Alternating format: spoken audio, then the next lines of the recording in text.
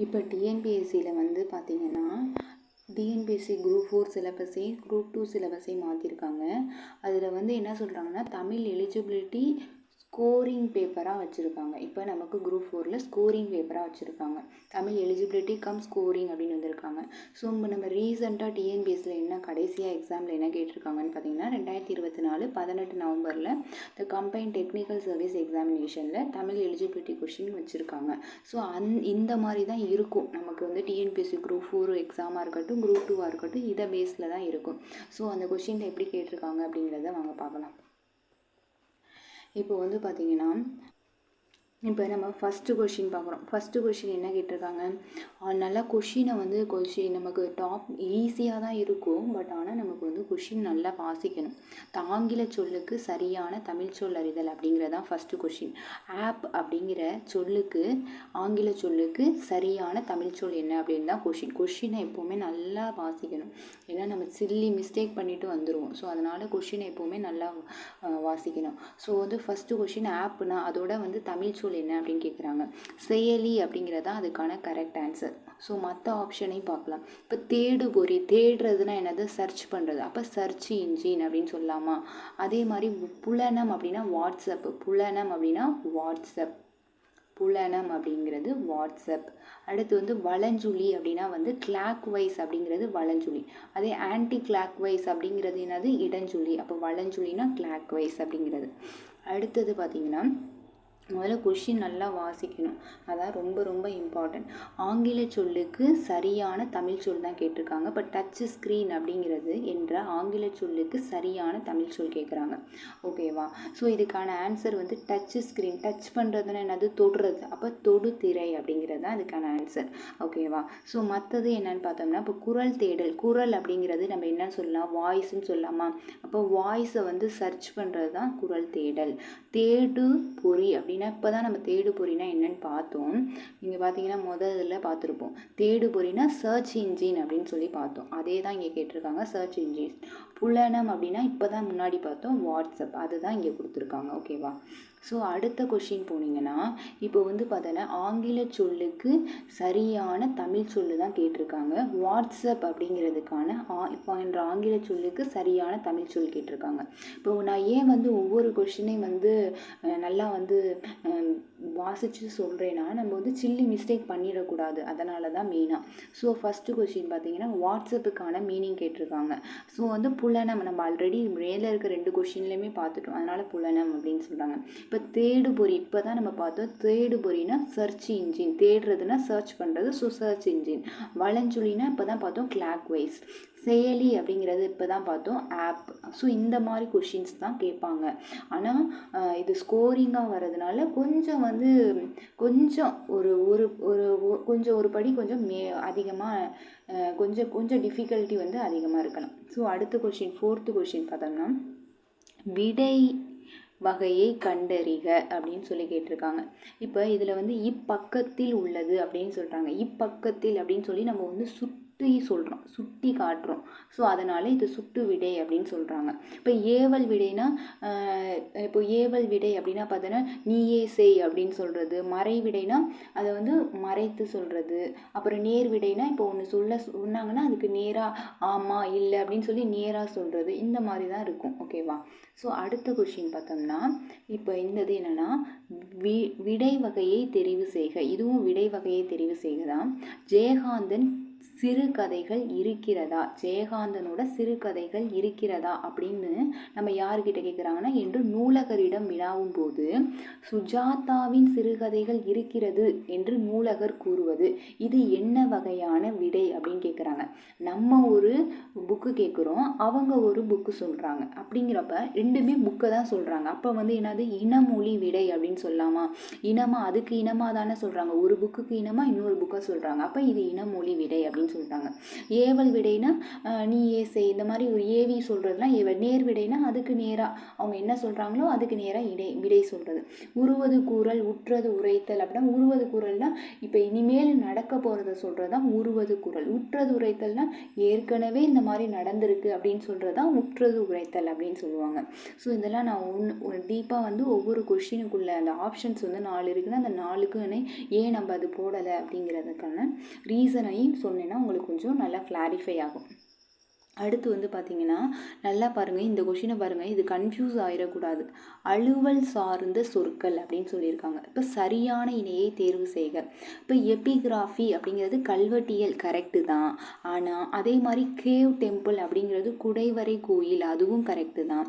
Treasury அப்படிங்கிறது கருவூலம், அதுவும் correct தான். ஹீரோ ஸ்டோன்னா நடுக்கல், இப்போ அதுவும் கரெக்ட் தான். இப்போ இதில் 4 என்ன அப்படின்றது அவங்க மெயினாக கொடுத்துருக்கிறது இந்த லெட்டர் தான் ரொம்ப ரொம்ப இம்பார்ட்டன்ட்.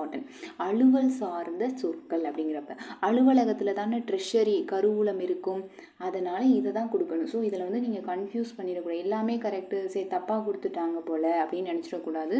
ஸோ கொஷினை அதனால தான் நான் வந்து கரெக்டாக வாசிக்கணும் அப்படின்னு சொல்கிறேன். ஓகேவா? அடுத்து வந்து 7th கொஷின் பார்த்தீங்கன்னா இப்போ சரியான இணையை தேர்ந்தெடுத்து எழுதுக. இதுவும் பார்த்தீங்கன்னா அலுவல் சார்ந்த சொற்கள். இப்போ கல்ச்சுரல் வேல்யூனா பண்பாட்டு விழுமியங்கள் கரெக்டு தான். கேபினெட் அப்படின்னா அமைச்சரவை கரெக்டு தான். ஹியூமனிசம் அப்படின்னா மனிதநேயம் கரெக்டு தான். பிலீஃப்னா நம்பிக்கை. ஆனால் இங்கே என்ன அலுவல் சார்ந்த சொற்கள் தான் கேட்குறாங்க. அப்போ கேபினெட் அப்படிங்கிறது தான் அலுவலகம் சார்ந்தது. ஸோ அதுதான் இதுக்கான ஆன்சர். அடுத்த கொஷின் பார்த்தோம்னா இதுவும் பார்த்தீங்கன்னா அலுவல் சார்ந்த சொற்கள் தான் கேட்டிருக்காங்க. நம்ம சிலபஸ்லேயும் அலுவல் சார்ந்த சொற்கள் கேட்டிருக்காங்க. கலை சொற்களை வந்து அறிதல் அப்படின்னு சொல்கிறாங்க. இப்போ நாட்டிக்கல் மைல் அப்படிங்கிற சொல்லுக்கு இணையான கலைச்சொல் தேர்வு செய்க அப்படிங்கிறாங்க. நாட்டிக்கல் மைல்னால் கடல் மயிலை தான் நாட்டிக்கல் மைல்னு சொல்லுவாங்க. இப்போ ஏவுகணை அப்படின்னா என்ன சொல்லுவாங்க? மிசைல் அப்படின்னு சொல்லுவாங்க. ஏவுகணைனா மிசைல் அப்படின்னு சொல்லுவாங்க. ஏவு ஊர்தினா மிசைல் வெஹிக்கல் அப்படின்னு சொல்லலாமா? ஊர்தினா மிசைல் வெஹிக்கல் அப்படின்னு சொல்லுவாங்க. ஓகேவா? அதே மாதிரி மின்னணு கருவினா எலக்ட்ரானிக் டிவைஸ் அப்படின்னு சொல்லலாமா? ஸோ இதுதான் அதில் கொடுத்துருக்காங்க. அடுத்த கொஷின் பார்த்தீங்கன்னா உவமையால் விளக்கப்பெறும் பொருத்தமான பொருளை தேர்ந்தெடுத்தல் உடலும் உயிரும் போல அப்படின்னு சொல்கிறாங்க. இப்போ உடலும் உயிரும் போல அப்படிங்கிறது என்னது? ரெண்டுமே வந்து ஒற்றுமையாக இருக்கிறது தான் உடலும் உயிரும் போல அப்படிங்கிறது.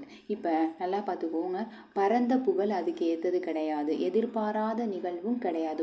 ரெண்டுமே ஒற்றுமையாக இருக்குதா. நம்ம உடம்பும் உயிரும் ஒன்றா தானே இருக்குது, அதுக்கான மீனிங் அதுதான். இப்போ ஒற்றுமை இன்மை, சரி இது ஒற்றுமையாக இருக்குதுன்னு நினச்சிட்டு நம்ம டக்குன்னு போட்டுறக்கூடாது. அதனால தான் தெளிவாக ஒற்றுமை இன்மை அப்படின்னு சொன்னாங்க. மனம் ஒன்றிய துணை அப்படின்னு சொல்லி கிளியராக கொடுத்துருக்காங்க பாரு. இதுதான் நம்ம உடலும் உயிரும் போல அப்படிங்கிறாங்க. அடுத்த கொஷின் பார்த்தீங்கன்னா 10வது கொஷின் என்ன கேட்டிருக்காங்க? 15 உவமையால் விளக்கப்பெறும் பொருத்தமான பொருளை தேர்ந்தெடுத்தல் அப்படி உவமையால் விளக்கப்பெறும் பொருத்தமான பொருள் தான் கேட்டிருக்காங்க. இப்போ சரியான இணையத்தை இப்போ உள்ளங்கை நெல்லிக்கனி போல அப்படின்னு நம்ம எதை சொல்லுவோம்? உள்ளங்கையில் ஒரு நெல்லிக்கனி இருந்துச்சுன்னா அது எப்படி சொல்லுவாங்க? ஒரு வெளிப்படைத்தன்மையாக தெரியும் நமக்கு. மடை திறந்த வெள்ளம் போல அப்படிங்கிறப்ப இப்போ மடையை திறந்து விட்டோம்னா தடையின்றி மிகுதியாக தானே போகும். அப்போ இதுதானே சரியான இணை. அதுக்கப்புறம் பாருங்கள், வீழலுக்கு இறைத்த நீர் போல. வீழலுக்கு இறைத்த நீர் போலன்னா தேவையில்லாமல் ஒரு வேலை செய்கிறாங்கல்ல, அதை சொல்லுவாங்க. அப்போ ஒரு பயனற்ற செயல் அப்படின்னு சொல்லுவாங்க. நெல்லிக்காய் மூட்டையை கொட்டினார் போல. அப்புறம் நெல்லிக்காய் மூட்டையை கொட்டினோம்னா என்ன ஆகும்? அங்கிட்டும் இங்கிட்டும் வரும். அப்போ இது ஒரு ஒற்றுமையின்மை, அதுக்கானது இது. ஓகேவா? அடுத்த கொஷின் பார்த்தீங்கன்னா எவ்வகை வாக்கியம் கண்டறிக. கடிதம் கவிதாவால் படிக்கப்பட்டது அப்படிங்கிறாங்க. படிக்கப்பட்டது, ஆனது, போனது, போயிற்று, ஆயிற்று, இந்த மாதிரிலாம் வந்துச்சுனாவே நம்ம வந்து என்ன சொல்கிறோம்? செயபாட்டு வினை தான் வரும். இது வந்து நம்ம புக்கில் ஸ்கூல் புக்கில் கிளியராக கொடுத்துருப்பாங்க. ஆனது, போனது, ஆயிற்று, போயிற்று, பட்டது, இந்த மாதிரிலாம் கொடுத்தோம்னாவே செயபாட்டு வினை தான். ஸோ அடுத்த கொஷின் பார்த்தீங்கன்னா 12th கொஷின் என்ன? எவ்வகை வாக்கியம். இதோ எவ்வகை வாக்கியம்னு சொல்கிறாங்க. என கண்டெழுதுதல். பிறவினை வாக்கியத்தை வந்து தேர்ந்தெடுக்கணும். பிறவினையாக இருக்கணும். அப்போ இப்போ என்ன? மாணவன் பள்ளிக்கு புறப்பட்டு சென்றான் அப்படின்னு சொல்கிறப்ப இப்போ நான் ஒரு மாணவன், அவன் பள்ளிக்கு போய், இது வந்து ஒரு பிறவினையே கிடையாது. அதே பள்ளிக்கு புத்தகங்கள் வருவித்தார் அப்படின்னு சொல்கிறாங்க. இப்போ ஒரு புத்தகத்தை இன்னொருத்தவங்கள வச்சு வருவிக்க வைக்கிறோம். அப்போ இதுதான் பிறவினை அப்படின்னு சொல்லணும். நம்ம இது புரிஞ்சுக்கணும். முதல்ல என்ன டிஃப்ரென்ஸு வருவித்தார் அப்படிங்கிறப்ப அதுதான் பிறவினை அப்படின்னு சொல்கிறாங்க. பாட்டு பாட மாணவிகள் கூட்டமாக வந்தனர். இது மாணவிகள் தான் அவங்க கூட்டமாக வந்து அவங்களே பாடுறாங்க. இங்கே வந்து யாரும் இது பண்ணல. அடுத்து அவர்கள் நன்றாக படித்தனர் அப்படின்னு சொல்கிறப்ப அவங்க படிக்கிறாங்க, அவங்க வேலையை செய்கிறாங்க. இதெல்லாம் வந்து பிறவினை வராது. இப்போ பள்ளிக்கு புத்தகங்கள் வருவித்தார்னா ஒருத்தவங்க இன்னொருத்தவங்களை சொல்லி வருவிக்கிறது அப்படிங்கிறப்ப இதுதான் பிறவினை அப்படின்னு சொல்கிறாங்க. ஓகேவா? அதனால் கொஷின் நல்லா அண்டர்ஸ்டாண்ட் பண்ணி போடுங்க.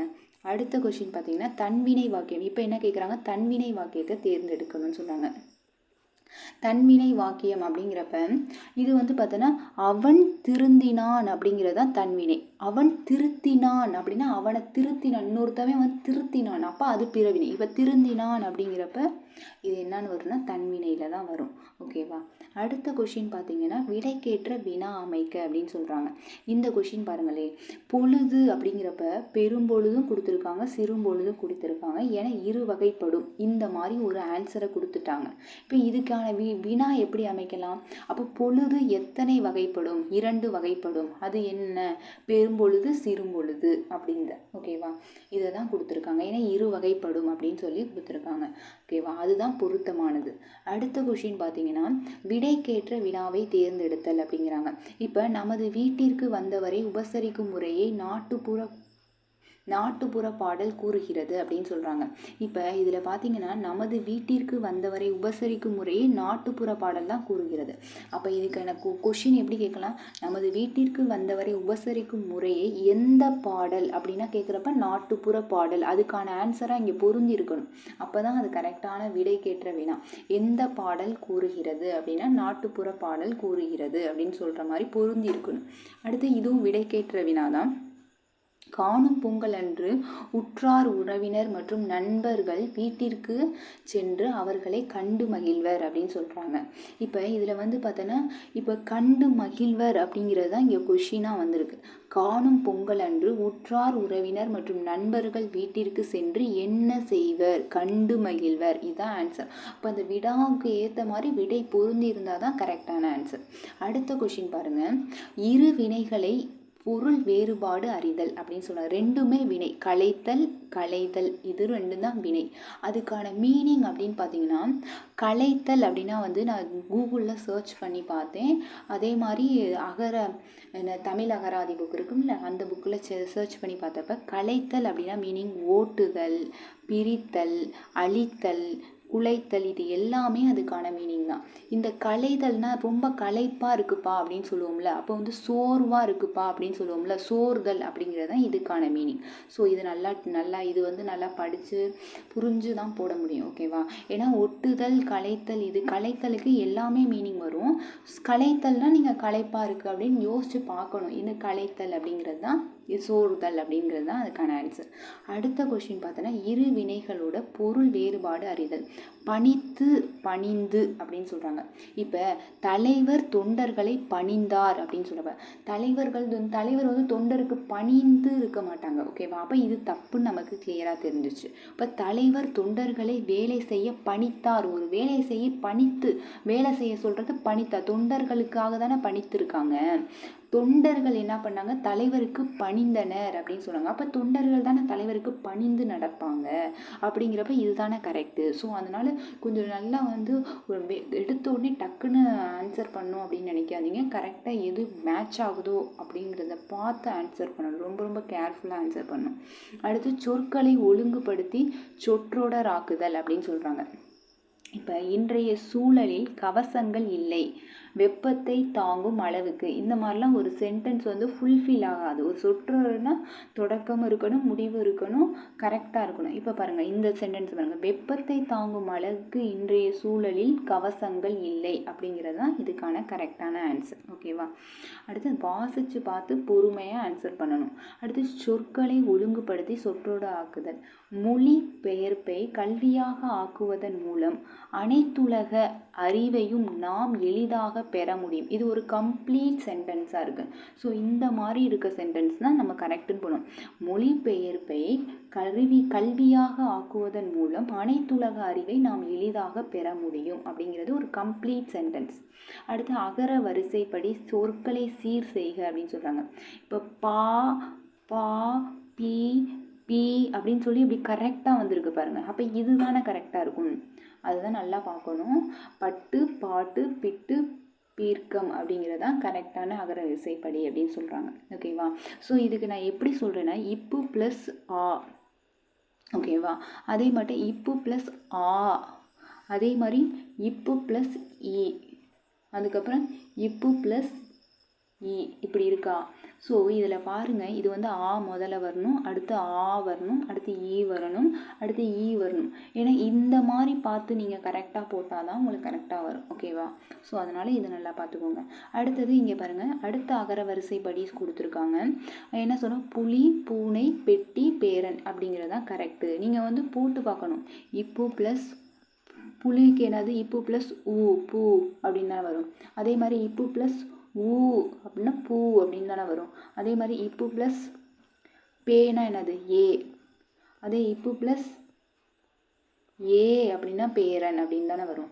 ஸோ இந்த மாதிரி போட்டு இதுதான் முதல்ல வரும், இது ரெண்டாவது வரும், இது மூணாவது வரும், இது நாலாவது வரும் அப்படின்னு சொல்லி நீங்கள் போட்டு பார்க்கணும். அப்போ தான் வந்து கரெக்டாக வரும். ஸோ ஈஸியாக இருக்குன்னு சொல்லிட்டு வேகமாக போட்டுறக்கூடாது, அதுதான் மெயின். இப்போ மையல், மவுல், மேடு, மெல்ல, முட்டு, மோர் இப்படின்னு இருக்கு. இதை நம்ம என்ன பண்ணணும்னா, மையல்னா இம்மு ப்ளஸ் ஐ அப்படின்னு போடணும். அடுத்து மௌ அப்படின்னா என்ன பண்ணணும், இம்மு ப்ளஸ் ஓ அப்படின்னு போடணும். அடுத்து வந்து பார்த்தோன்னா மேடு அப்படின்னா இம்மு ப்ளஸ் ஏ, மெடுன்னு கிடையாது, மேடு அப்படின்னு தான் கொடுத்துருவாங்க. அது மெல்லனா இம்மு ப்ளஸ் மெல்ல ஏ. அதே மாதிரி மொட்டுங்கிறப்ப இம்மு ப்ளஸ் மொட்டு, அப்படிங்கிறப்ப இம்மு ப்ளஸ் ஓ அப்படின்னு வருமா. அடுத்து வந்து பார்த்தோன்னா மோர் அப்படிங்கிறப்ப இம்மு ப்ளஸ் ஓ அப்படின்னு தானே வரும். ஓகேவா? ஸோ இந்த மாதிரி போட்டு வச்சுக்கணும். இப்போ நீங்கள் வரிசையாக ஆர்டர் பண்ணணும். என்ன ஆர்டர் பண்ணணும், ஃபஸ்ட்டு இது தானே வரும், அடுத்தது வந்து என்னது, இது வருமா, ஏ ஏ, அடுத்தது என்ன வரும், ஐ வரும், அதுக்கப்புறம் என்ன வரும், இந்த மாதிரி வரிசையாக ஆர்டர் பண்ணி வச்சுக்கணும். ஓகேவா? அடுத்து ஓ வரும், அடுத்து ஓ வரும், சாரி இங்கே வந்து பார்த்தீங்கன்னா அவ்வு தானே வரும். ஓகேவா? ஸோ இங்கே வந்து என்ன வரும்னா அவ்வு, சாரி மாற்றி எழுதிட்டேன். ஸோ இங்கே அவ்வு வரும். அப்போ வந்து மவுனா அவ்வு தானே வரும். ஓகேவா? ஸோ அப்போ வந்து இது வந்து 1 2 3, அதுக்கப்புறம் என்னது 4 இது வரும். அடுத்து வந்து பார்த்திங்கன்னா இந்த மாதிரி கேர்லெஸ்ஸாக பண்ணிடக்கூடாது. 5 இங்கே வரும், அடுத்து வந்து இங்கே 6 வரும். ஸோ இதை மாதிரி எடுத்து எழுதணும். அப்போ ஏ வந்து எதுக்கு வந்திருக்கு, இம்மு ப்ளஸ் ஏனா இது மெல்ல அப்படின்னு சொல்கிறாங்க. அடுத்து ஏ வந்திருக்கு அப்படிங்கிறப்ப மேடு, அடுத்து மூணாவது தானே இது மூணாவது. ஓகேவா? மே அப்படிங்கிற ஐ வந்து பார்த்தோன்னா மையல், மொட்டு அப்படிங்கிறது ஓ அப்படின்னு சொல்லி வந்திருக்கு, நாலாவது முட்டு, இம்மு ப்ளஸ் ஓ அப்படின்னு சொல்கிறாங்க. மோர் அப்படிங்கிறது இம்மு ப்ளஸ் ஓ, அதே மாதிரி மவ்வல் அப்படிங்கிறப்ப இம்மு ப்ளஸ் அவ்வு அப்படின்னு சொல்லி. ஸோ அதனால் கரெக்டாக இது வந்து நம்ம இப்படி போட்டு பார்த்து பண்ணுறதுல தப்பே கிடையாது. ஸோ அதனால் கரெக்டாக பண்ணுங்கள். ஓகேவா? அடுத்த கொஸ்டின் பார்த்தீங்கன்னா, இது வந்து பார்த்தீங்கன்னா வேர் சொல்லின் வினையாளனையும் பெயர் காண்க. உணர் அப்படிங்கிறது ஒரு வேர் சொல். ஓகேவா? இதில் வினையாளனையும் பாருங்கள். இதில் நல்லா பார்க்கணும். உணர்ந்து அப்படின்னா இத்து ப்ளஸ் ஊ. ஓகேவா? உணர்ந்து இப்படி பிரித்தோம்னா கடைசியில் இத்துவை எப்படி பிரித்தோம்னா இப்படி பிரிக்கலாம். ஸோ இந்த மாதிரி ஊ வந்துச்சுனாவே இது என்னன்னு சொல்லுவாங்க, வினையெச்சம் அப்படின்னு சொல்லுவாங்க. உணர்ந்த அப்படின்னா இத்து ப்ளஸ் அ அப்படின்னு பிரிப்பாங்க. இப்போ ஆ வந்துச்சுனாலே இது என்னன்னு சொல்லுவாங்க, பெயரெச்சம் அப்படின்னு சொல்லுவாங்க. அதே உணர்ந்தோர் அப்படிங்கிறப்ப இது என்னது, இதுதான் வினையாளனையும் பெயர். ஓகேவா? ஆனால் உணர்ந்தான் அப்படிங்கிறது வந்து பார்த்தோன்னா ஒரு வினைச்சொல். இதுதான் டிஃப்ரென்ஸ் தெரியணும். உணர்ந்தோருக்கு உணர்ந்தானுக்கு என்ன டிஃப்ரென்ஸ்னால், உணர்ந்தான் அப்படிங்கிறது ஒரு வினைச்சொல். ஸோ இது நல்லா பார்த்து. அடுத்த கொஷின் வந்து பாருங்கள், இது வந்து பார்த்தோன்னா அதே மாதிரி வேர் சொல் இருக்குது. அந்த வேர் சொல்லுடைய என்ன சொல்கிறாங்க, தொழிற்பெயரை காண்க அப்படின்னு கேட்டிருக்காங்க. அப்போ முளை அப்படின்னா முளைத்தல் அப்படிங்கிறது தான் தொழிற்பெயர். ஏன்னா முளைத்து அப்படிங்கிறது இது ஒரு வினையெச்சம். ஓகேவா? முளைத்தவன் அப்படிங்கிறது என்ன சொல்கிறது, இது ஒரு வினையாளனையும் பேர். முளைத்த அப்படிங்கிறது பெயரெச்சம். இவங்க என்ன தொழிற்பெயர்ங்கிறது முளைத்தல் அப்படிங்கிறது தான் வரும். ஓகேவா? அடுத்த கொஷின் பார்த்தோன்னா, இதுவும் வேர் சொல்லின் எதிர்மறை தொழிற்பெயரை எதிர்மறை தொழிற்பெயர். ஓகேவா? ஸோ உரை அப்படிங்கிறது உரையாமை அப்படிங்கிறது தான் எதிர்மறை தொழிற்பெயர். ஓகேவா? அடுத்தது வந்து பார்த்தீங்கன்னா நெக்ஸ்ட் வந்து கொடுத்தோர் அப்படிங்கிற வேர்ச்சொல்லை கண்டறிக அப்படின்னு சொன்னாங்க. கொடுத்தோர் வேர்ச்சொல் எப்போவுமே கட்டளை பொருளில் தான் வரும். கொடு அப்படின்னு சொல்கிற மாதிரி இருக்குல்ல, இப்போ இது வந்து ஒரு கட்டளை பொருள். கொடுத்து, கொடுத்த, கொடுத்தனர் இதெல்லாம் ஒரு வேர்ச்சொல்லே கிடையாது. ஓகேவா. அடுத்து போவாள் அப்படிங்கிற வேர்ச்சொல்லை கண்டறிக அப்படின்னு சொல்கிறாங்க. போவாள் அப்படின்னா போ அப்படிங்கிறது ஒரு கட்டளை, ஒரு ஏவல் மாதிரி இருக்கணும். அதான் வந்து எப்போவுமே வேர்ச்சொல். ஓகேவா. அடுத்தது வந்து நடப்பேன் அப்படிங்கிறதுக்கான வேர்ச்சொல் கேட்டிருக்காங்க. அப்போ நட, அவ்வளோதான், சிம்பிள். அதனால இதெல்லாம் நல்லா பார்த்து கரெக்டாக பண்ணிடணும்.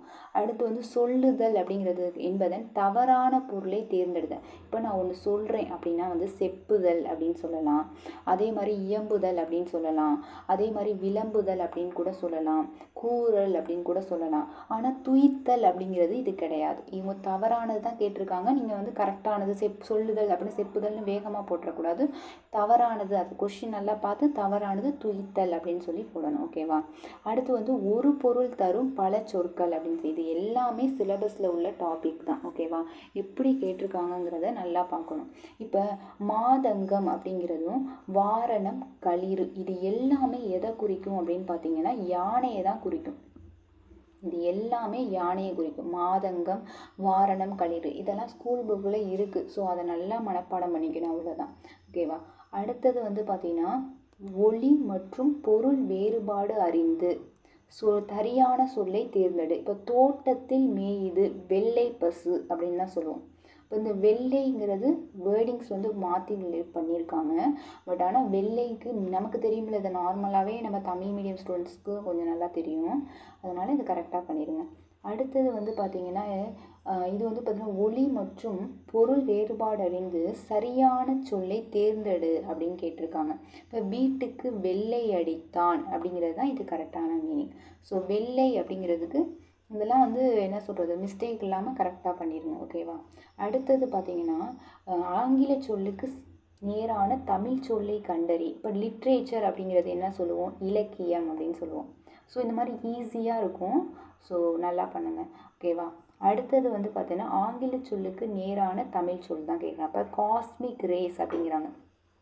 ஸோ அதுக்கு முன்னாடி இப்போ வந்து என்ன சொல்கிறது, லிட்ரேச்சர் அப்படிங்கிறது சொல்லியாச்சு. இப்போ இலக்கணம் அப்படின்னா என்ன சொல்லுவோம், கிராமர்னு சொல்லுவோம். அதே மாதிரி பக்தி இலக்கியம்னா என்ன சொல்லுவோம், டிவோஷனல் லிட்ரேச்சர் அப்படின்னு சொல்லுவோமா. அதே மாதிரி இதிகாசங்கள் அப்படின்னா வந்து புராணம், இதிகாசம் இதெல்லாம் எப்பிக் அப்படின்னு சொல்லுவோமா. ஸோ அதனால் அதோட மீனிங்லாம் தெரிஞ்சுக்கோங்க. ஓகேவா. அதே மாதிரி ஏன் நம்ம அதுக்கு போடுறோம், எதனால் அந்த ரீசன் தெரிஞ்சுக்கணும். இப்போ காஸ்மிக் ரேஸ் அப்படிங்கிறப்ப என்ன விண்வெளி கதிர்கள் அப்படிங்கிறதான் மீனிங். இப்போ அதே மாதிரி அகச்சிவப்பு கதிர் அப்படின்னா வந்து என்ன சொன்னால் இன்ஃப்ராரெட் ரேஸ் அப்படின்னு சொல்லுவாங்க. புற ஊதா கதிர்கள் அப்படிங்கிறப்ப அல்ட்ரா வயலட் ரேஸ் அப்படின்னு சொல்லுவாங்க.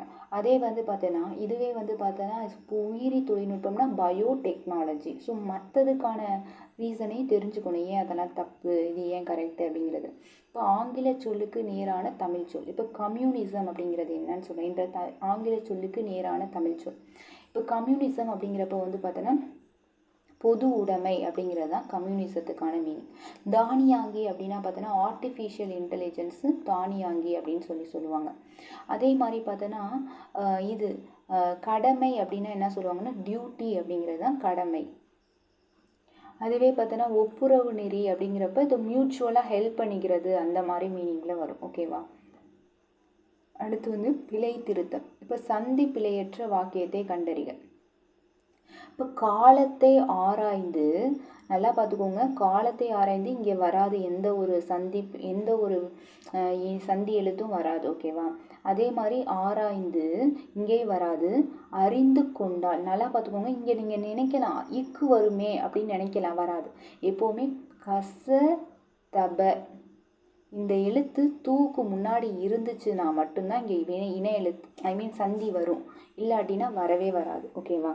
கொண்டால் நிகழ்காலத்தை பாருங்க இத்து வந்திருக்கு. ஸோ அதனால் இங்கே இச்சு வந்திருக்கு. ஓகேவா. அதுக்கான டிஃப்ரென்ஸ் தெரிஞ்சுக்கணும், ஏன் அங்கே வரலங்கிறது. செம்மைப்படுத்தி இங்கே இத்து வந்திருக்கு. ஸோ அதனால் இக்கு வந்திருக்கு. கொள்ளலாம் அப்படிங்கிறது. ஸோ இது மட்டும் நீங்கள் நல்லா தெரிஞ்சுக்கிட்டீங்கன்னா, கசத்தபை வந்து இந்த எழுத்துக்கு முன்னாடி வரும். அந்த ஒரு ட்ரிக்கை மட்டும் தெரிஞ்சுக்கிட்டீங்கன்னா எல்லா சந்திப்புலையுமே ஈஸி தான். ஓகேவா. அடுத்து வந்து பார்த்திங்கன்னா இது வந்து ஒளி மரபு சொல்லை கண்டறிக. இப்போ கூகை என்ன பண்ணும், குளரும் அப்படின்னு சொல்லுவாங்க. இப்போ வந்து புறா வந்து என்ன பண்ணும், குணுவும். அதே சேவல் வந்து கூவும் சொல்லலாம், குயிலும் கூவும் சொல்லுவாங்களாம். அடுத்து வந்து மயில் வந்து அகவும் அப்படின்னு சொல்லலாம். ஸோ இதுக்கான இது தெரிஞ்சுக்கோங்க, ஓகேவா. அடுத்த கொஸ்டின் பார்த்தீங்கன்னா மரபு பிழை. இதுவும் மரபு பிழைகள் தான், ஒளி மரபு கேட்டிருக்காங்க. குணுகும், இப்போ தான் நம்ம பார்த்தோம், புறா தான் குணுகும். கூகை வந்து குளரும் அப்படின்னு சொல்லுவாங்க. இதெல்லாம் வந்து புக்ஸு, பழைய புக்கு புது புக்கு எல்லாத்துலேயுமே இருக்குது. குயில் வந்து கூவும், மயில் வந்து அகவும் அப்படின்னு சொல்லுவாங்க, ஓகேவா. அடுத்து பொருந்தாத சொல்லை கண்டறிதல் அப்படின்னு சொல்கிறாங்க. சொல்லின் பொருளறிந்து பொருந்தாத சொல்லை கண்டறியணும். இப்போ கான், வள்ளை, அரண் இது எல்லாமே எதை குறிக்கும்னா காடு அப்படிங்கிறது தான் குறிக்கும். ஸோ இது எல்லா மீனிங்கும் நமக்கு ஸ்கூல் புக்கில் இருக்குது. ஸோ அதனால் பண்ண நச்சரவம் அப்படின்னா என்னது, விஷமுடைய பாம்பு அப்படின்னு சொல்லுவாங்கள்ல, அதுதான் நச்சரவம் அப்படின்னு சொல்லுவாங்க. ஸோ இது வந்து ஸ்கூல் புக்கில் இருக்குது. ஸோ அதை படிச்சுக்கோங்க. அடுத்த கொஷின் பார்த்தீங்கன்னா பொருந்தாத சொல்லை கண்டறிக அப்படின்னு சொல்லுவாங்க. தோன்றல், கெடுதல், திரிதல் இதெல்லாம் புணர்ச்சியில் வரும், ஓகேவா. இயல்பு புணர்ச்சி, விகார புணர்ச்சியில் இதெல்லாம் வரும். ஆனால் இங்கே வந்து என்னன்னா வல்லினம் அப்படிங்கிறது தான் பொருந்தாத ஒன்று. ஸோ இதெல்லாம் ஈஸியாக தான் இருக்கும், நல்லா பண்ணும், அவ்வளோதான். அடுத்து வந்து பொருந்தாத சொல்லை கண்டறிய. இதுவும் பாருங்கள். இப்போ கேரளா, ஆந்திரா, அடுத்து பார்த்தீங்கன்னா இலங்கை, கர்நாடகா. இலங்கைங்கிறது நம்ம இந்தியாவோட சேர்ந்தது கிடையாது, மற்ற எல்லாமே இந்தியாவில் இருக்கிறது தான். ஸோ அதனால் அதை அப்படியே போடணும், ஓகேவா. அடுத்த கொஷின் பார்த்தீங்கன்னா சிறுவன் அப்படிங்கிற எதிர்பாலினத்தை குறிக்கும் சொல். நல்லா பார்த்துக்கோங்க, எதிர்பாலினம் அப்படிங்கிறாங்க. எதிர்பாலினம், சிறுவன் அப்படிங்கிறதுக்கு சிறுமி அப்படின்னு தான் சொல்லுவாங்க, ஓகேவா. அடுத்து வந்து பார்த்தீங்கன்னா தோழி அப்படிங்கிறதுக்கு எதிர்பாலினம் வந்து பார்த்தோம்னா தோழன் அப்படிங்கிறது தான், ஓகேவா. அடுத்து வந்து பார்த்தீங்கன்னா எதிர்ச்சொல் கண்டறிக அப்படிங்கிறாங்க. மேலவர் அப்படின்னா கீழவர், இதெல்லாம் ஈஸி தான், ஓகேவா. அடுத்து பிரித்தெழுதுக. மாசர அப்படின்னா மாசு கூட்டல் அரை, ஓகேவா. இது நல்லா வந்து மாசர அப்படிங்கிறது மாசு கூட்டல் அரை. இப்போ மாசர அப்படிங்கிறப்ப இதை வந்து பார்த்தீங்கன்னா எப்படி பிரிக்கலாம் அப்படின்னா பார்த்தீங்கன்னா மாசு கூட்டல் அரை அப்படிங்கிறப்ப இதை ரெண்டுத்தையும் சேர்த்தோம்னா என்னது, இச்சு ப்ளஸ் ஊ அப்படின்னு இருக்குமா, ஊன்னு இருக்கும். அந்த ஊ வந்து பார்த்தீங்கன்னா இது வந்து உயிர்வரி நுட்குரல், மெய் விட்டு ஓடும், மெய்யை விட்டுட்டு ஓடிடும். அப்புறம் இந்த இது பார்த்தீங்கன்னா இதரும் இச்சு மட்டும் இருக்கும். அந்த இச்சு ப்ளஸ் ஆ அப்படிங்கிறது தான் சாவா மாதிரி இருக்கும். ஸோ இது ஏன் வந்துச்சு அப்படிங்கிறது தெரிஞ்சுக்கோங்க, ஓகேவா. அடுத்தது பார்த்தீங்கன்னா அடுத்த கொஷின் என்ன கேட்டாங்க, தம் உயிர் என்பதை சேர்த்து எழுத கிடைக்கும் சொல் அப்படின்னா பார்த்தீங்கன்னா தம் கூட்டல் உயிர் அப்படிங்கிறப்ப இது ரெண்டுத்தையும் வந்து நம்ம சேர்த்து எழுதினோம்னா இப்போ தா இம் ப்ளஸ் இம்மு கூட்டல் உயிர் அப்படிங்கிறது இப்படி இருக்கும், ஓகேவா. ஸோ இது ரெண்டும் வந்து நமக்கு வந்து இணைஞ்சு தான் மூ அப்படிங்கிறது வரும், ஓகேவா. ஸோ இது வந்து தெரிஞ்சுக்கோங்க, ஓகேவா. அடுத்தது வந்து பார்த்தீங்கன்னா சேர்த்து எழுதுக அப்படின்னு பார்த்தா அடிக்கும் மலை. இப்போ இம்மு இங்கே வந்து ஆ இருக்குது, இம்மு கூட்டல் ஆ என்னன்னு எழுதலாம், மான்னு எழுதலாம். அப்போ இதுதான் அடிக்கும் மலை அப்படிங்கிறதான். ஸோ அடுத்து இந்த பத்தியிலிருந்து வினாவிற்கான சரியான விடையை தேர்ந்தெடுத்த. இப்போ கப்பல் பல்வேறு உறுப்புகளை கொண்டது. அந்த என்னது, எறா, பருமல், வங்கு, கூம்பு, அப்புறம் பாய்மரம், சுக்கான், நங்கூரம் இதெல்லாம் கப்பலோட உறுப்புகள்னு சொல்லியாச்சு. கப்பலின் முதன்மையான உறுப்பு என்னன்னு சொல்கிறாங்க, அடிமரம். அதை தான் நம்ம எறா அப்படின்னு சொல்லுவாங்க. குறுக்கு மரத்தை என்ன சொல்லுவாங்கன்னா பருமல் அப்படின்னு சொல்லுவாங்க. கப்பலை செலுத்துவதற்கும் உரிய திசையில் திருப்புவதற்கும் பயன்படும் முதன்மையான கருவி சுக்கான் அப்படின்னு சொல்கிறாங்க. அப்போ கப்பலை நிலையாக ஓரிடத்தில் நிறுத்தி வைக்க உதவும் கருவி நங்கூரம். சமுக்கு என்னும் ஒரு கருவி கப்பலில் பயன்படுத்தினர் என்று கப்பல் சாத்திரம் என்னும் நூல் குறிப்பிடுகிறது அப்படிங்கிறாங்க. ஸோ இது ரொம்ப ரொம்ப ஈஸியானது. ஃபர்ஸ்ட் கொஸ்டின் என்னது, கப்பலின் முதன்மையான உறுப்பாகிய அடிமரத்தோட பெயர். இப்போ தான் அடிமரம் எறா அப்படின்னு பார்த்தோம். ஸோ இதுக்கான ஆன்சர் இது. அடுத்தது பார்த்தீங்கன்னா அடுத்த கொஸ்டின் என்ன, கப்பலை செலுத்துவதற்கு உரிய திசையில் திருப்புவதற்கும் பயன்படும் முதன்மையான கருவி சுக்கான் அப்படிங்கிறது இப்போ தான் பார்த்தோம். அடுத்தது கப்பலை நிலையாக ஒரு இடத்துல நிறுத்தி வைக்க உதவும் கருவி நங்கூரம் மாதிரி ஒரு இடத்துல நிறுத்தியிருக்காங்க அப்படின்னு சொல்லுவோம்ல, அதான் நங்கூரம். அடுத்து கப்பலின் குறுக்கு மரத்தின் பெயர் பார்த்தோன்னா பருமல் அப்படின்னு சொல்கிறாங்க. குறுக்கு அப்படிங்கிறது அதுவும் அந்த பேராகிராஃப்லேயே கொடுத்துருந்தாங்க. கப்பல்களில் பார்த்தோன்னா பயன்படுத்தும் ஒரு கருவியாக கப்பல் சாஸ்திரம் என்ற நூல் வந்து என்ன குறிப்பிட, சமுக்கு அப்படிங்கிற கருவியை தான் சொல்லியிருக்காங்க, ஓகேவா. அடுத்தது பார்த்தீங்கன்னா ஒருமை பன்மை அப்படிங்கிற பிழையற்ற தொடரை எழுதுக. இப்போ பார்த்தீங்கன்னா நல்லா பார்த்துங்க, ஏனையோர் புறமுதுகு காட்டி ஓடி பிழைத்தர் அப்படின்னு சொல்கிறாங்க. பிழைத்தர்னா ஒரு ஆள், ஒருவர் வந்து புறமுதுகு காட்டி ஓடி பிழைத்தார் அப்படின்னு சொல்கிறாங்க. ஆனால் இங்கே ஏனையோர்னு சொல்லி நிறையா பேரை சொல்கிறாங்க. ஸோ அதனால் இது வராது. ஏனையோர்னு சொல்லி நிறையா கொஞ்சம் பேரை சொல்கிறாங்க. அப்படிங்கிறப்ப பிழைத்தான் அப்படிங்கிற ஒரு ஒரு ஒரு பர்சனை பர்டிகுலராக அவனை மட்டும் சொல்லலை. அதனால் இதுவும் வராது. அடுத்து ஏனையோர்னு புறமுதுகு காட்டி பிழைத்தது அப்படின்னு ஒருமையில் சொல்லியிருக்காங்க. இதுவும் வராது. ஏனையோர் புறமுதுகு காட்டி பிழைத்தனர் அப்படிங்கிறது தான் கரெக்டான இது. சொன்னால் நல்லா வாசித்து மீனிங் என்னன்னு தெரிஞ்சு பண்ணுங்கள். ஓகேவா? சொல்லையும் பொருளையும் பொறுத்துக்க அப்படிங்கிறாங்க. இப்போ வன்மை அப்படிங்கிறதுக்கான மீனிங் வந்து கொடை அப்படின்னு சொல்லி இருக்குது. ஸோ அப்போ வன்மை அப்படின்னா ஈகை அப்படின்னு சொல்லலாமா? மேதை அப்படிங்கிறது என்ன சொல்லுவாங்கன்னா நல்ல வந்து ஒரு அறிவாளியை தான் மேதைன்னு சொல்லுவோம். அறிவு நுட்பம் அப்படின்னு சொல்லுவோம். புரைனா குற்றம் அப்படிங்கிறாங்க. மெய் அப்படின்னாவே நமக்கு தெரியும் உடல். ஸோ இதுதான் இதுக்கு ஏற்ற மாதிரி பொருத்தணும். ஓகேவா? அடுத்த கொஷின் பார்த்தீங்கன்னா இதுவும் பார்த்தோன்னா சொல்லும் பொருளும் பொறுத்துக்க. முகில் அப்படின்னாவே மேகம், மேகம்னு சொல்லாமா? காலன் அப்படின்னா என்ன சொல்கிறாங்க? யமனை தான் காலன் அப்படின்னு சொல்லுவாங்க. மெத்த அப்படின்னா வந்து மிகவும் அப்படின்னு சேகரம் கூட்டம். இதெல்லாம் ஸ்கூல் புக்கில் மீனிங் வந்து இருக்கும். ஸோ அதெல்லாம் படிச்சிங்கனாவே ஈஸியாக இருக்கும். அடுத்து பொலம் அப்படின்னா என்ன சொன்னாங்க? அழகாக இருக்குது பொலம். கல்லுனா என்னது? மலையை தான் கல். மல்லல் அப்படின்னா வளமாக இருக்குது. செரு அப்படின்னா வயல். இதெல்லாம் மீனிங் வந்து நல்லா தெளிவாக படிச்சுக்கோங்க. ஓகேவா? அடுத்த கொஷின் பார்த்தீங்கன்னா இதுவும் சொல்லும் பொருளும் பார்த்தீங்கன்னா ஈரம் அப்படின்னா இரக்கமாக இருக்குது. நாணம் அப்படின்னா வந்து வெட்கம். முழவு அப்படிங்கிறது எதை சொல்லுவோம்? இசைக்கருவியை ஒரு முழவு அப்படின்னு சொல்லுவோம். செஞ்சொல் அப்படின்னா திருந்திய சொல். ஓகேவா? அடுத்த கொஷின் பார்த்தீங்கன்னா 59 பிழை திருத்தல். ஓர் அதே மாதிரி ஓர் சரியாக அமைந்த தொடரை தேர்ந்தெடுத்துருங்க.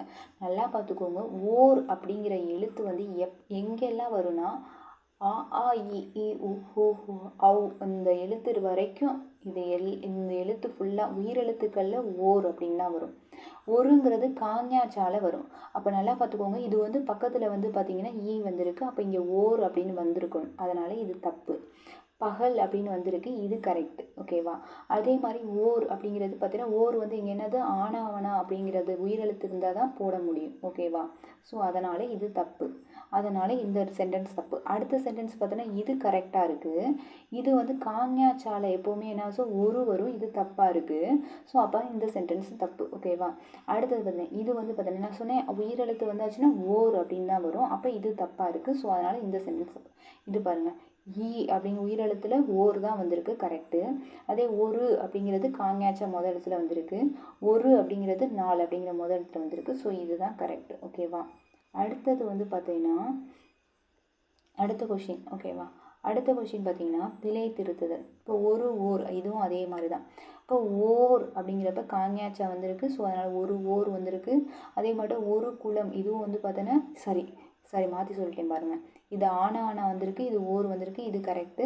இது வந்து பார்த்தீங்கன்னா காஞாச்சா அந்த சென்டென்ஸில் வர்றது தான் ஒரு வந்திருக்கு. இது கரெக்டு. ஸோ அதுதான் போகணும். ஓகேவா?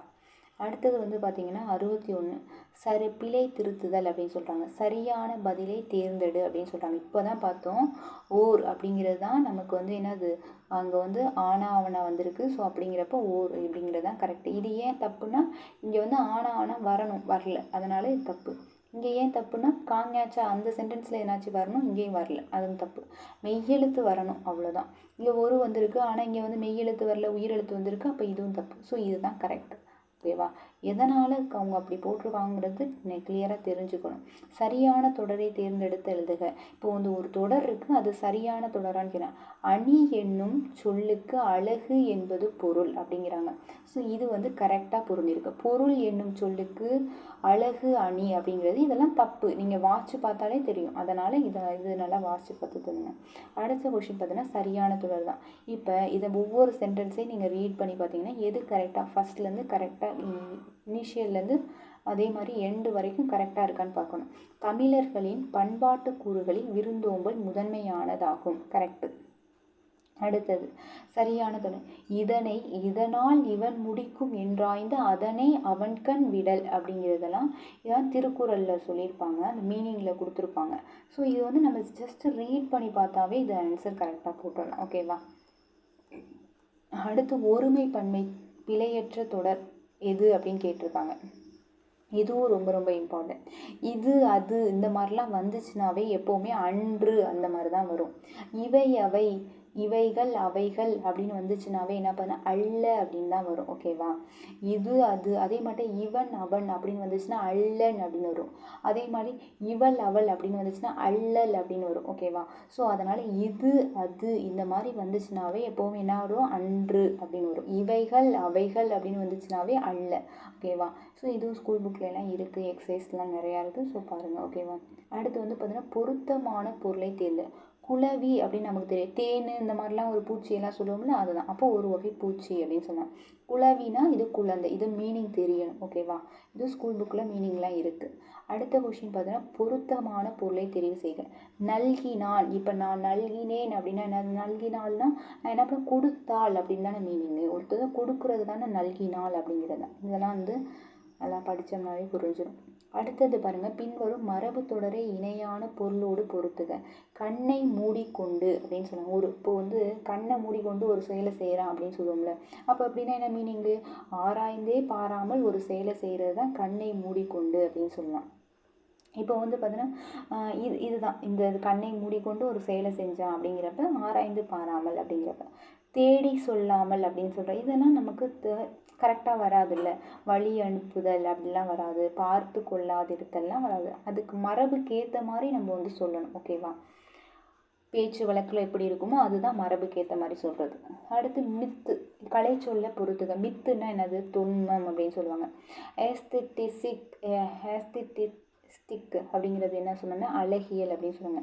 டெர்மினாலஜி அப்படின்னா கலைச்சொல் அப்படின்னு சொன்னாங்க. ஆர்டிஃபேக்ட்ஸ் அப்படிங்கிறப்ப கலை படைப்புகள் அப்படிங்கிறது தான் இதுக்கான ஆன்சர். ஓகேவா?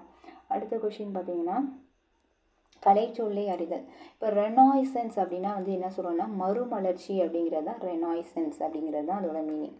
அடுத்தது வந்து பார்த்தீங்கன்னா 71 கலைச்சொற்களை அறிதல் அப்படிங்கிறப்ப இப்போ மிசைல் அப்படிங்கிறது என்னது? ஏவுகணை. அதே மாதிரி இதில் என்ன கேட்டால் தவறான இணையே கேடு. அப்போ மிசைல் அப்படிங்கிறது கரெக்டாக இருக்குது. சலைன் சாயில் அப்படின்னு நம்ம என்ன பண்ணுப்போம்? ஓகே, சலைன்னா உப்பு நிலம் அப்படின்னு தானே வரணும் அப்படின்னு நினைப்போம். கலர் நிலம்னாலும் உப்பு நிலம்னாலும் ஒன்று தான். ஓகேவா? காம்பினேஷன் அப்படின்னா புணர்ச்சி. சிக்கன் சூப் அப்படிங்கிறது பார்த்தோன்னா காய்கறி சூப்பு கிடையாது. ஓகேவா? ஸோ இதுதான் வந்து தவறான இணை. ஏன் இந்த காய்கறி சூப்பு கிடையாதுன்னு சொல்கிறாங்க? காய்கறி வடிச்சாறு. ஓகே, வடிச்சாறுன்னு கிடையாது. ஓகேவா? காய்கறியை வடித்து அந்த சாறு கிடையாது. காய்கறியை போட்டு வந்து நம்ம செய்யக்கூடியது அதுதான் சிக்கன் சூப் அப்படின்னு சொல்லுவாங்க. இந்த கோழியெல்லாம் வச்சு செய்கிறது தான் வரும். அதுதான் தவறான இணை. ஓகேவா? அடுத்து வந்து பார்த்தோம்னா அடுத்த கொஷின் வந்து கூற்று காரணம் சரியா தவறா. செப்பல் ஓசை வெண்பாவிற்குரியது அப்படிங்கிறாங்க. நல்லா பார்த்துக்கோங்க. செப்பலோசை வெண்பாவிற்குரியதா? ஆமாம், வெண்பாவிற்குரியது தான். திருக்குறளும் நாலடியாக வெண்பாவில் அமைந்துள்ளது அப்படிங்கிறது. இதுவும் ஆமாம், குறள் வெண்பா அப்படிங்கிறதுல வரும். நேரிசை வெண்பா அப்படின்னு நாலடியாரில் வரும். ஓகேவா? இருவர் உரையாடுவது போன்ற ஓசை வந்து செப்பல் ஓசை அப்படிங்கிறாங்க. அதுவும் கரெக்டு தான். ஓகேவா? அடுத்தது வந்து பார்த்திங்கன்னா இது காரணம் சரியா தவறான்னு கேட்குறாங்க. ஓர் எழுத்தே பொருள் தரும் சொல்லாக அமைவதே ஓர் எழுத்து ஒரு மொழி அப்படின்னு ஒரு எழுத்து இருக்குன்னு வச்சுக்கோங்க, அதுவே வந்து என்ன பொருள் தரும் சொல்லாக அமைஞ்சிச்சுன்னா அதான் ஓர் எழுத்து ஒரு மொழி. அதுங்கிறது கரெக்டு அப்படின்னு. இது வந்து மீ என்னும் ஓரெழுத்து ஒரு மொழி மேகம் என்று பொருள். மீனா மேலே, மீசை அந்த மாதிரிலாம் வருது. மேலே மீசை இந்த மாதிரிலாம், வானு இந்த மாதிரிலாம் நிறையா மீனிங் வரும். ஓகேவா? சாரி, ஒரு இது தப்பாக சொல்லிட்டேன். மீசை வராது. ஓகேவா? ஷார்ட்கட்டுக்காக நான் வச்சுருந்தேன் மேலே மீசை இருக்கும் அப்படின்னு சொல்லி. ஸோ மீ அப்படின்னா வந்து மேல் அப்படின்னு வரும். அதே மாதிரி வான் அப்படிங்கிறது வரும். ஓகேவா? அடுத்தது பார்த்தீங்கன்னா அடுத்த கொஷின் வந்து பார்த்தீங்கன்னா கூற்று காரணம் சொல்கிறது.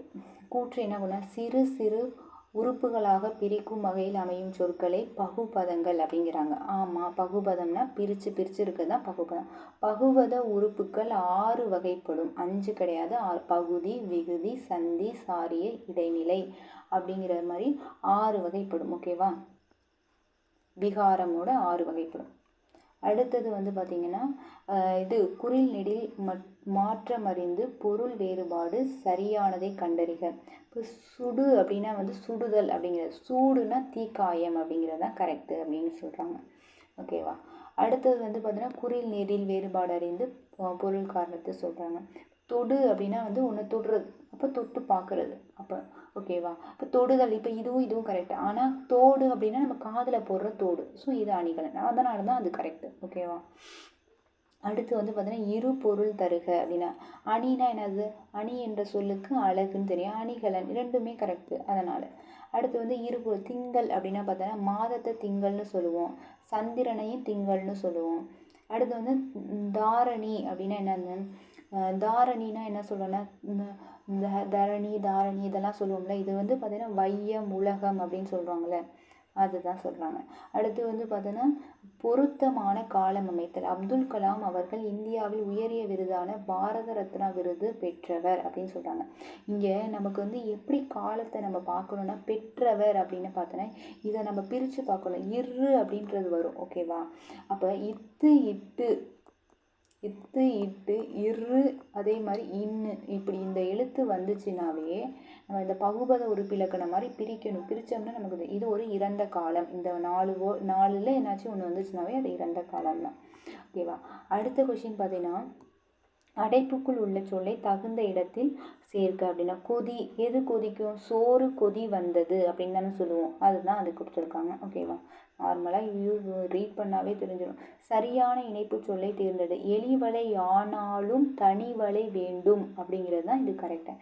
நார்மலாக நம்ம பேச்சு வழக்கிலே நம்ம சொல்லுவோம், பழமொழியாகவும் இருக்குது. அடுத்து சரியான இணைப்பு சொல்லை கண்டறிக. நீ படிக்கலைன்னா ஊரில் யாரும் மதிக்க மாட்டாங்க, அதனால் நீ பள்ளிக்கூடம் போய் நல்லா படிச்சிருக்க அப்படின்னு சொல்கிறோம். அதனால் இது போல் அப்படிலாம், ஏனெனில் அது போல் அப்படிலாம் வராது. அந்த சென்டென்ஸ்க்கு பொருந்துகிற மாதிரி நம்ம வாசித்து அதுக்கேற்ற மாதிரி ஆன்சர் பண்ணணும். சரியான இணைப்பு சொல்லால் நிரப்புக. அதிக அளவில் மரங்களை வளர்ப்போம். எதுக்காக வளர்க்கணும், ஏனெனில் மரங்கள் தான் மலைக்கு அடிப்படை. அப்போ இது வந்து பார்த்தோன்னா ஏனெனில் அப்படிங்கிறது தான் இதுக்கு கரெக்டாக பொருந்தும். மரங்களை அதிகமாக வளர்ப்போம், ஏனெனில் மரங்கள் தான் மலைக்கு அடிப்படை அப்படிங்கிறதுக்காக, ஓகேவா. அடுத்த கொஷின் பார்த்தீங்கன்னா சரியான வினா சொல்லை தேர்ந்தெடு அப்படின்னு சொல்கிறாங்க. டேஷ் சொற்களை பேச வேண்டும். என்ன சொற்களை பேச வேண்டும் அப்படின்னு எழுதலாம், கரெக்டாக இருக்குமா, கரெக்டாக இருக்காது. அப்போ எப்படிப்பட்ட சொற்களை பேச வேண்டும், அதனால தான் எப்படி சொற்களை பேச வேண்டும் அப்படிங்கிறது தான் சொல்லுவாங்க. இப்போ ஒரு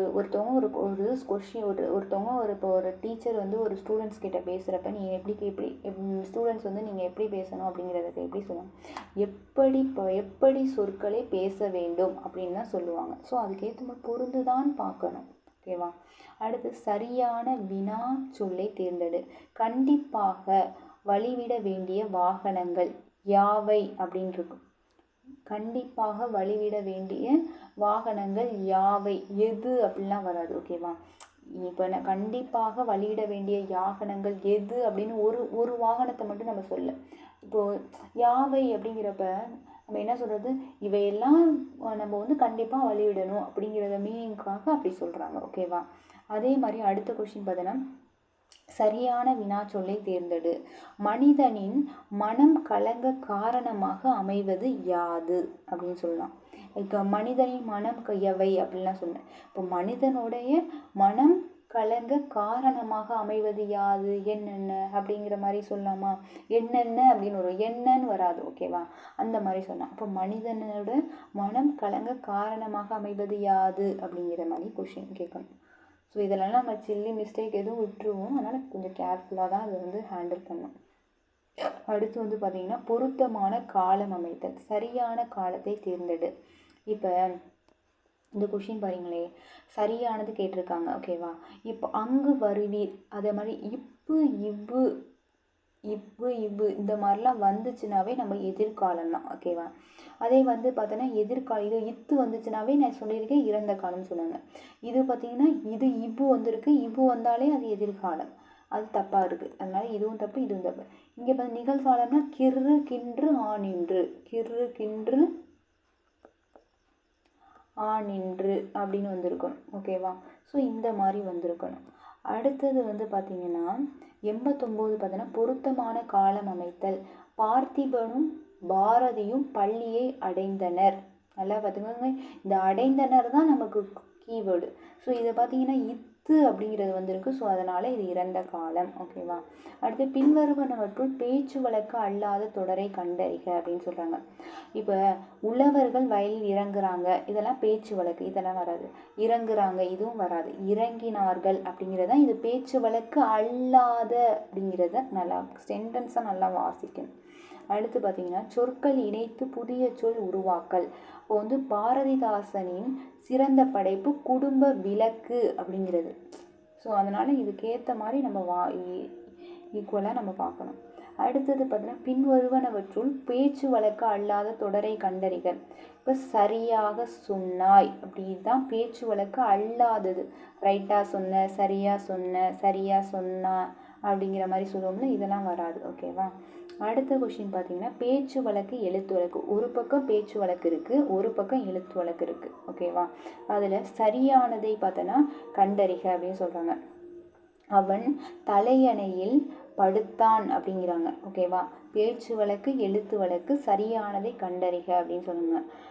பேச்சு வழக்காக இருக்கிறது எழுத்து வழக்காக இருக்கதா கண்டறியணும். ஓகேவா. இப்படி மாற்றி இதை நல்லா கவனித்து பாருங்கள்.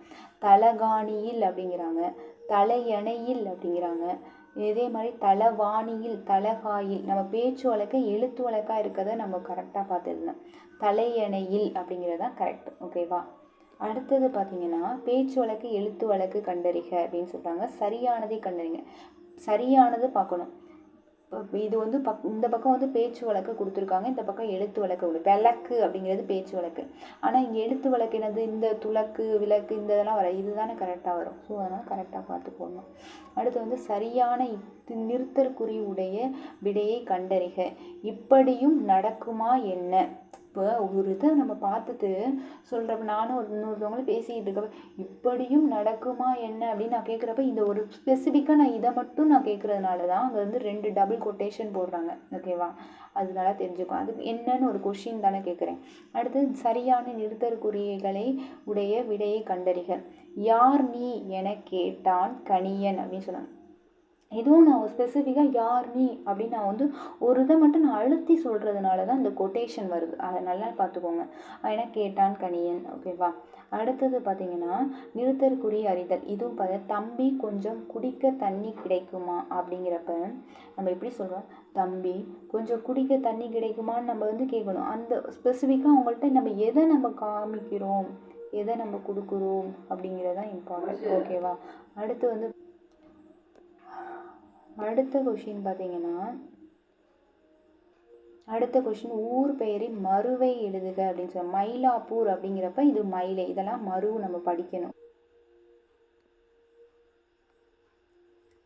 ஊர் பெயரின் மருவு தான் கேட்குறாங்க. மன்னார்குடி அப்படின்னா மண்ணை அப்படின்னு சொல்லுவாங்க.